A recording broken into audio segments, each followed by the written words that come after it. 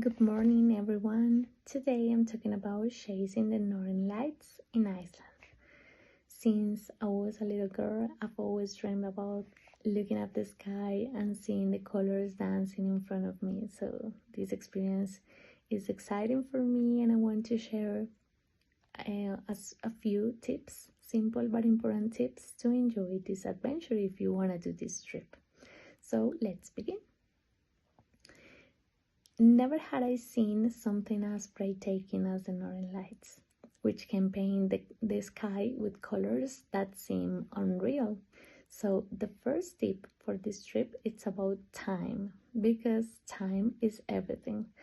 And the perfect season to visit Iceland is in autumn to winter, from September to March, when the nights are longest and the darkness lasts for hours.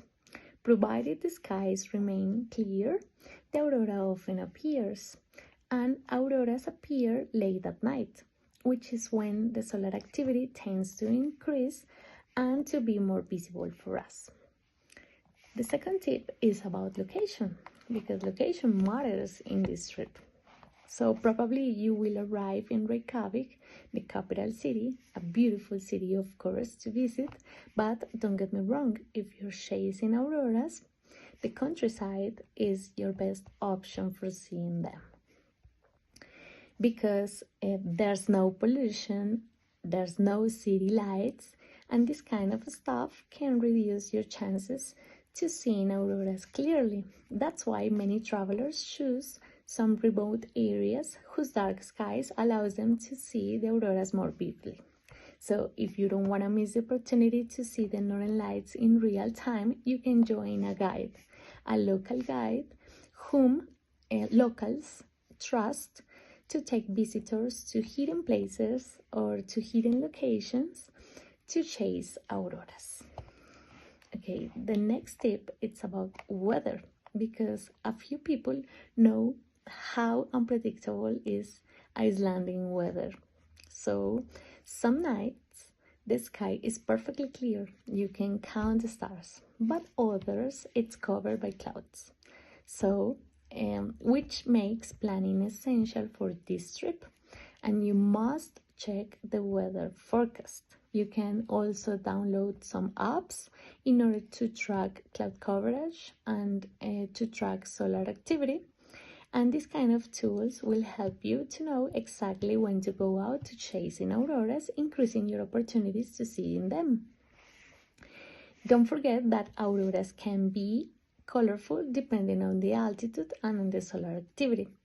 The most common auroras are green, but in higher altitudes you can find or auroras can be seen in shades of pink, red, and yellow.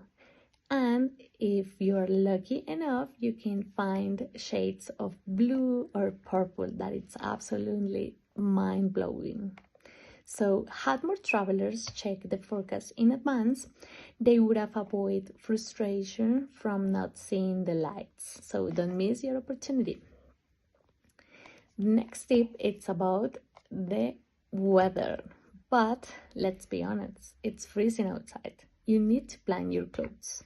So you'll need thermal clothes whose materials are designed to retain heat and to protect you from extreme conditions. And don't forget your camera, but a good one, please. A camera which allows long exposure, because sometimes auroras are so wild that you can see them with naked eyes.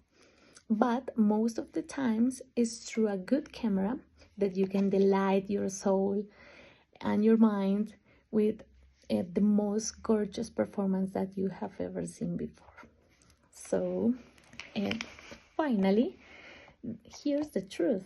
Seeing the northern lights requires patience. Yes, because only by waiting quietly during those deep and dark nights will you fully appreciate the experience and the beauty of nature. Should the lights not appear immediately, but don't give up. Many travelers who stay longer will eventually rewarded with the most beautiful auroras. So those who rush the experience are the ones who miss the magic. So don't miss your opportunity. And not until you witness the northern lights with your own eyes will you understand why this phenomenon has captivated humans for centuries. For me, in my opinion, it's a moment that everyone should experience at least once in a lifetime. So plan wisely, stay patient, and embrace every moment. Because when the lights finally appear, you will know it was all worth it. Okay, guys, that is all for us. Thank you for watching, and see you later. Bye bye.